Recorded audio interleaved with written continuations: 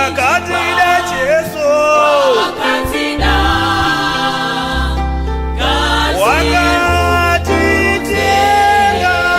neropa rake, wakatifira pamuchi, wakatida Jesu, wakatida Jesu.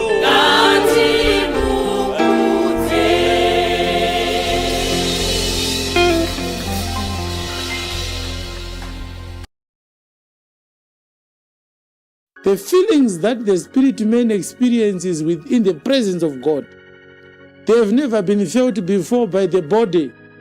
And yet if I start to talk to you now, I'm using a body. Yes. That's a dichotomy that can never be explored. Unongofa uchingoti pane zvaakasangana nazvo kana kuti pane zvandakasangana nazvo, but ndikada kuzvitsanangura izvozvo ndaakutotya kuti ndichakunyeperai. Yes. Chinosaka nditye kukunyeperai inhau yekuti zvinhu zvakaitika kune mumwe musati maona, asi wamuri kuteerera izvezvi ndiye wamunogara muchiona. Saka uno ada kutaura zvinhu zvakaitika asipo. It's a miracle for a true man of God to remain sane in his right mind. It's a miracle. It's a miracle. You can't pray for my sanity because God is more organized than men. Yes. There is no way he can send a man and not protect his sanity. Yes. It's God's job to make sure the man remains sane. So as long as God is, my sanity is guaranteed. Yes. But as a man myself who also lives in this environment, there are certain experiences which, if they happen, they challenge my confidence in my sanity until I get into a place where I have to do something with the people of this world to prove to myself that I'm still sane. The problem now is you go into a phase in your life where you are always invaded by certain experiences and divine interactions that you are not in control of. You don't know when they start and when they stop. And if those experiences increase in terms of their frequency and then they increase in terms of their time frame, an experience may last an hour, an experience may last the whole day. An experience may actually last indefinite period of time. It breaks and it starts again, it breaks and it starts again throughout your day. And then it can also increase in terms of its intensity. It becomes more intense until you struggle to balance between your lucidity in the physical world and you live in a trance-like environment where you actually get to a place where sometimes, not all the time, sometimes you need to come back to reality. And this is what I have realized is the most difficult part of being a servant of the Lord that the Lord loves to speak to. Because you realize that this situation I'm telling you, it gives you you become disoriented. You become disoriented until you become insensitive to certain events that humans are so sensitive about. You may realize certain things 10 years, 20 years, 50 years after now that happened when you were there, and yet you never saw those things. The people who are going to understand the apostolic assignment that I received, they are going to have to look at it from evidence gathered. Sometimes when it happens in real time, you will not even understand what is happening. But just think about it, that if we have a problem today, even at a church level, at a personal level, or maybe in a society, or maybe at a national level, or maybe at a world stage level, and if people are saying, let's pray to God about it, and yet God has confided in me what is going to happen to that person or to that institution or to that society, to that family, to that community. And yet I am not allowed to say what I was told. How do I feel when I see people pray about things that are already determined? How do you think I feel? A man of God unto whom God speaks, he is not a man that finds joy in what he is hearing from God. Yes. He is a burdened man. I'm a burdened man. I'm a burdened man. But what I can tell you is serving God doesn't take away your joy. In the midst of all this haram skaram, this hali bali, there is always joy in the house of God. Yes. Unongo uchifara kuti kune zvinhu zvakadai. Kune zvinhu zvakadai. It's very, very exciting. Because everything that God will be saying to you, it will be new to you. Yes. Of course, when you come down onto the earthly things, that's when you find trouble. Because you are now someone with a lot of information about something that the world doesn't have information about, and they are trying to pursue things that you know that Yes. they are never going to be successful in what they are pursuing. So you are disappointed in the efforts of men to try and find God and to try and tilt the order of God Yes. to achieve ungodliness. What do you really think you can do that can surprise me? Who do you think in this world can do something that will surprise me? Because I've experienced a surprise that you have never experienced from the day you were born until today. And I've been surprised several times with those things. And none of the things that surprised me, you have ever seen any of them. What do you think you can do today, or you can say today, that can surprise me?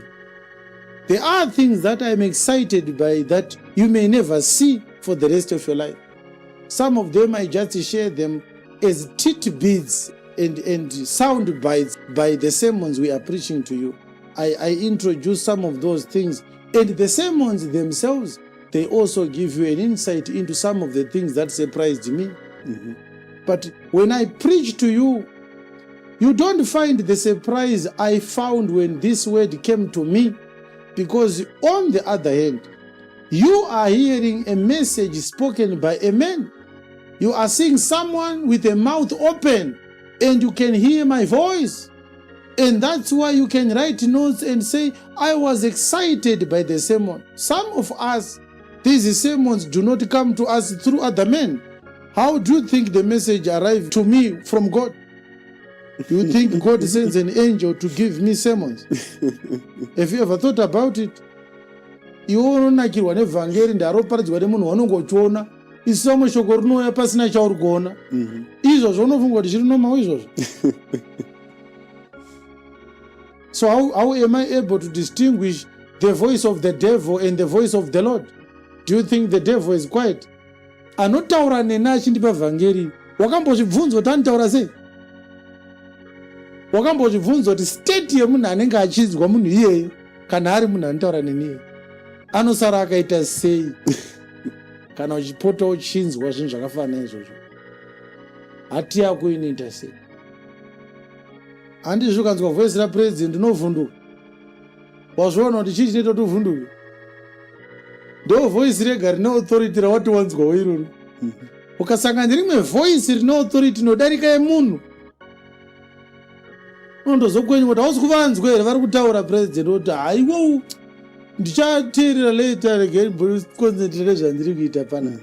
The reason why you panic when men talk, it is because you've never heard anyone other than men talk to you. If God gives you that grant, that permission to hear something better than men, you are not going to find terror when men talk. Yes. Men and ordinary men, two-legged with a big head. You can't panic when men talk to you. If you heard the one who is speaking from heaven.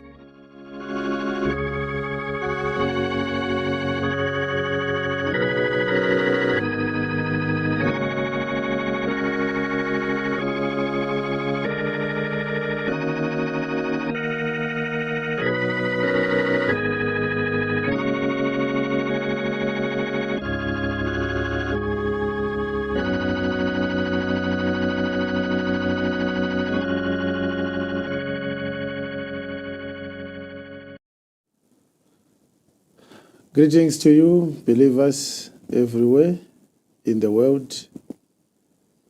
We thank God today is another chance to sit at His table so that we may acquaint with ourselves and familiarize ourselves with the food that nourishes our spirit. So there is always not enough time to sit and to take part in everything that God wants us to see and to learn. So there is a Ziklag sound advice 9. There is practical faith 2. There is the John series part 19, which we are supposed to learn. So we have to have either the sound advice or the practical faith, because we can't afford to not delve into the John series part 19. But I do hope that you were able to rest from the word feast. I do hope that you were munching and devouring and regurgitating on what we had taught you. There was a very exciting word feast where we gathered for a week, day after day, providing you with the word of God as He had committed Himself to feed our spirits. But after that, we gave you a break for a week, so that you could give your body time to rest and also commit to do other things that are also essential, because you are still here on earth. You can't spend 24 hours of every day in church, because after the church service, the church will not give you money to go and buy food for your children. The church is not going to buy you groceries. The church is not going to pay your rentals for you, and the church is not going to pay your bills for you. So we are cognizant of scriptures that we have taught, is written in 2 Thessalonians chapter 3, verse 10, where there was a commandment, not an admonition, not an encouragement. Yes, no. It was not some advice, it was a commandment. Mm-hmm. What was the commandment? For even when we were with you, even when we were together in the word feast, this we commanded we you, continued to command you, that if any would not work, yes, neither should he eat. So can Paul keep the people in the church for the whole month? No. Because even when Paul was with them, Yes, he also gave them time to go and work. mm-hmm. Because if they don't work, they will not eat. Yes. So we can't preach you that you should work, and then we don't give you the time to go and work. No. Yes. We consider that. Mm-hmm. Even in the planning of church programs, God considers that. Yes. You need time to go to school. You need time to go to work. You need time to rest. You need time to relax. You need time to spend with your wife, with your children, with your husband.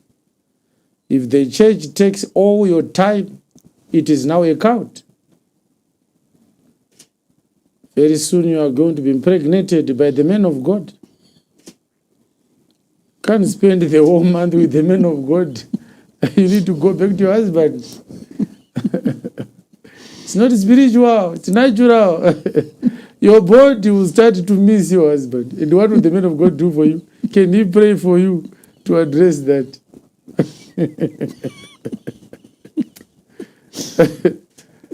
So we give you time to rest, but we also give you time to work. Today is a Sunday. You were not in the church from Monday to today. We only did midweek service. Mm-hmm. And we did the midweek service for a few hours. Yes. We let you go. When you find yourself starving, you cannot blame the church for not giving you time to work for yourself. So we thank God for you. I have Pastor Erengwi and Brother Nelson with me in the studio. Brethren all over the world, it's my pleasure being with you today in our second segment of our Sunday service. I'm really happy and would want to believe that wherever we are doing well. Tiri kuzeya here zvatakadzidza paword feast zvichirimo here mumasocial stomachs. Tinotenda Ishe tapiwa mukana zvakare tichidzidza. Mazvita amai. Brother Nelson? Yes, we're glad, Amai. We're glad for the time once again that we have been allowed of the Lord to meet after such a time when we are allowed to go back and revisit the messages that we had during the word feast. We are forever grateful for our Lord, and I'm sure He is going to be strengthening each and every one of us now that we have resumed the learning again. Yes.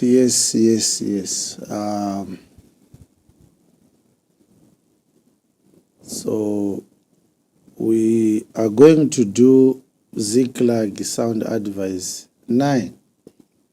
Is it 8? Yes. We didn't do 8. We did 7, now we're moving to the 8. Oh, okay. Yes. Thank you. It's Ziklag sound advice 8. I hope we are here to learn.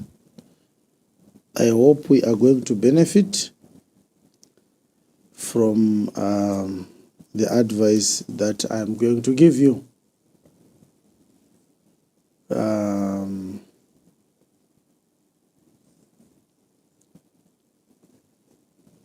If you are observant, you can also see that most of our Ziklag sound advice teachings are part of the practical faith messages. And it is now incumbent upon us to recognize that Ziklag sound advice is part of the practical faith, how we can practice our faith. It's true. But there is also a need for us to consider and to always be aware of what is happening in our environment. There's a flyer that I want to talk to you about. I want us to look at that flyer and see the information there.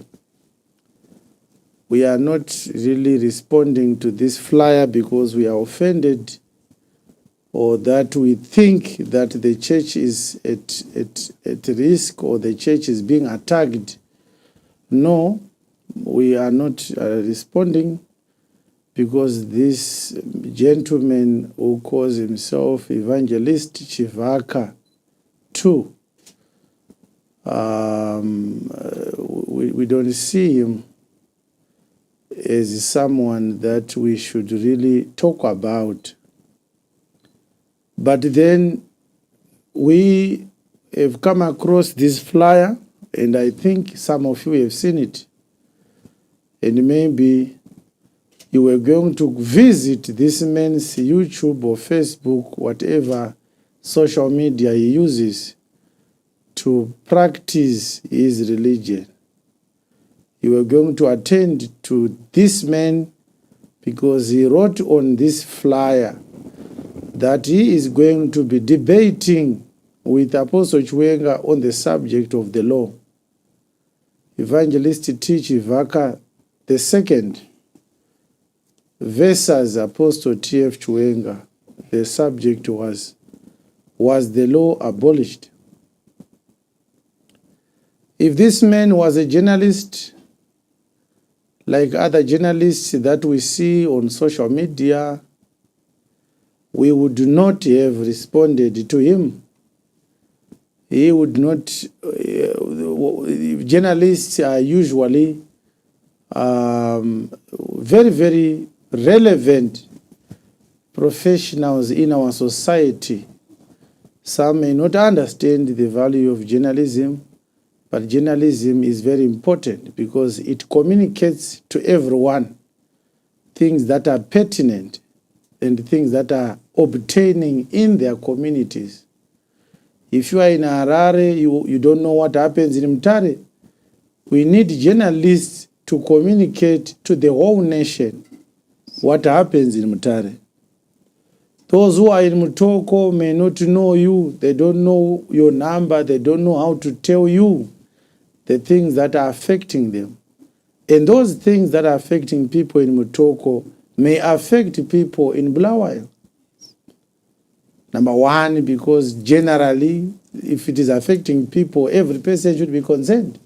Number two, you may have relatives in Mutoko, and you don't know that people in Mutoko have been attacked by vicious animals that have broken loose from the conservatory, whatever they are using, or the sanctuary they are using to keep them. So journalists are important, but we also have ethical challenges with the journalists, most of them, not all of them, of course, where they prioritize having followers, subscribers, and people to watch their content, to read their content, and then they are so desperate to get people following their articles to the extent that the manner of their reportage becomes unethical, unprofessional, and violative of other people's personalities, images, people's integrity sometimes. Sometimes people's rights are also violated by these journalists. There is a false reporting, malicious reporting, a lot of other problems associated with how journalists conduct their business. But they are journalists, and we understand that. We understand that for most of the time they are looking for money. And journalists are not practicing journalism because they want to serve God. Some journalists, they want to serve their communities, their country. Sometimes they want to just find a way of life. They are trying to earn a living.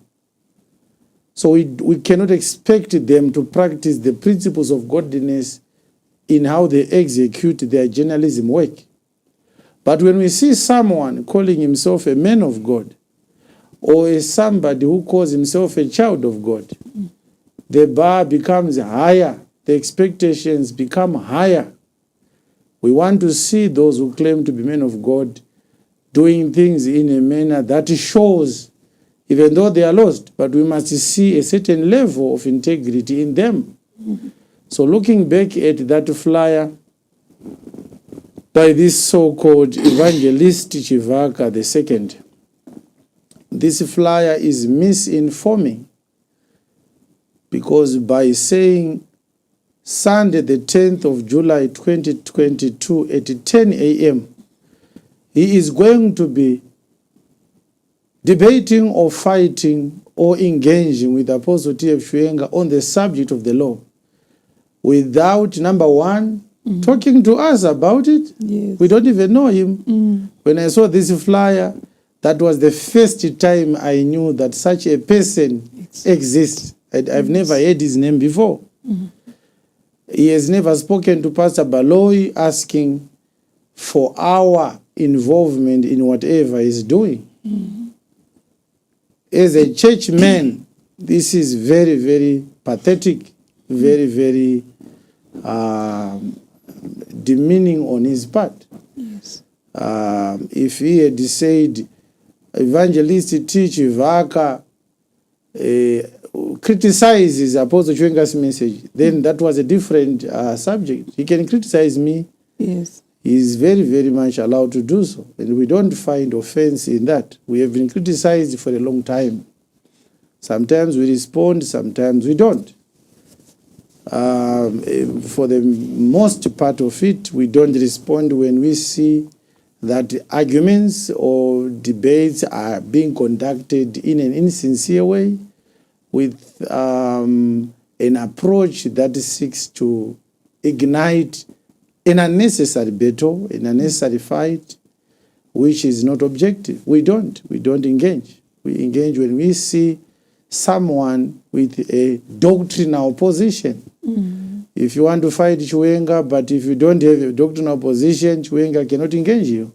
Chiwenga is a doctrinal person. So we only respond when people bring up doctrinal issues. And when we feel that they've raised sufficient doctrinal arguments that warrant our response. But this guy is lying to the people that today at 10 a.m. we are going to be engaging with him. Even though he has not written that he is going to be meeting with me or debating with me. But the structure of this flyer is clear. Evangelist Chivaka versus Chiwenga on Sunday, 10 July 2022. Everyone is going to think that we are going to be engaging with him. He has never spoken to us. He has never said that he wants to debate with us. We did a dare where we invited people. Yes. We never saw his emails asking to come. So there is no one who can argue with us about the law and come up with an argument that holds water that we can practice the law today. No one. We can engage anyone at any time, anywhere in the world. We have never shied away from such very, very important aspects of the gospel.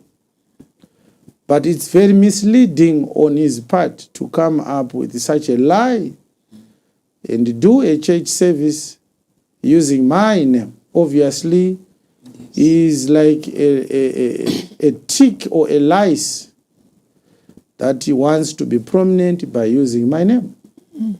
If he had removed my name and my image, obviously he was not going to get as much people as he's going to get. Yes. People are going to watch his content because people are going to think that I am going to be involved, but I am not involved. If he was a journalist, we would understand that they are looking for money. Yes. But for someone who calls himself an evangelist to do this, it's very, very disturbing. So it doesn't matter whatever idea he has. His method is very, very unethical.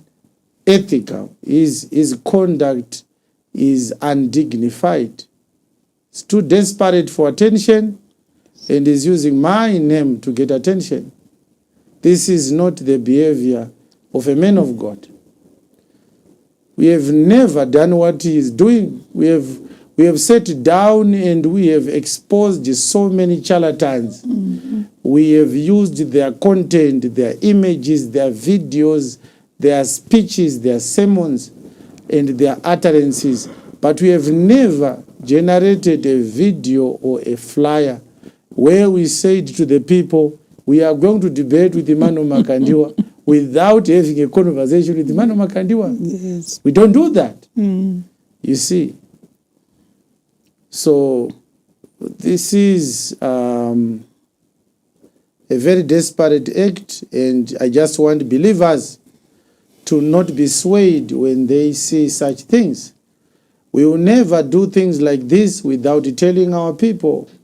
We run a very big church with so many believers all over the world, and there is no way we can engage with such things incognito without announcing it to you. And you are going to see a lot of these things. A lot of people are going to use my name. I think those who go onto social media platforms, you can see there's so many content with my image, so many headlines, so many titles, so many captions that try to sensationalize, to inflame the people and my name and our ministry and our work so that they can have people watching their content. And there are so many people who are raising families by writing on my name. It's unfortunate that you can actually think that money is so important that we can go around riding on somebody's hard work to make a living. If you do not use my name, you are not going to have enough followers. So many people are doing that.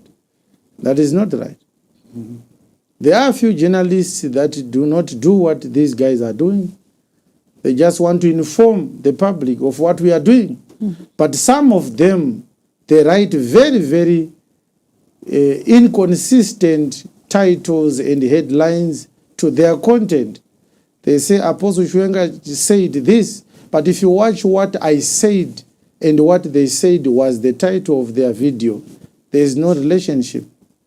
They are sensationalizing what we are doing. Mm-hmm. They are inflaming what we are doing to get followers and subscribers and likes and money at the end. Mm-hmm. Most of those YouTube channels are monetized. They get money. Yes. The more the subscribers they get, the more money they get. The more followers and likes they get, the more money they get. We don't get money from YouTube. We don't get money from Facebook. We have not monetized any social media account that we are using. Our content is absolutely free of charge. We don't get income from what we do.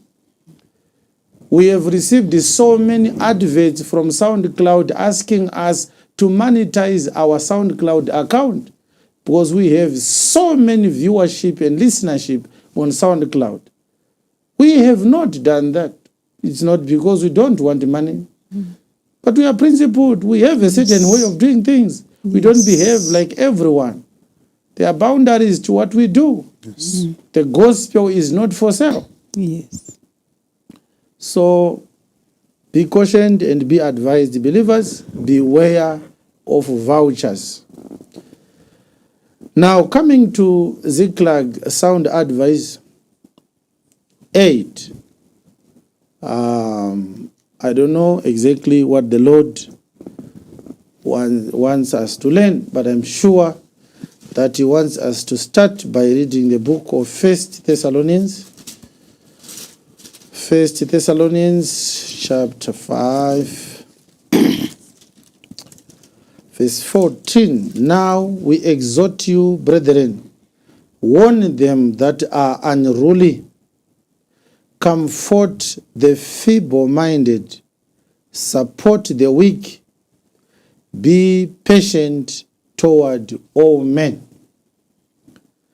So I just want you to have a short tete-a-tete with believers over what I said on the flyer that we just shared with you.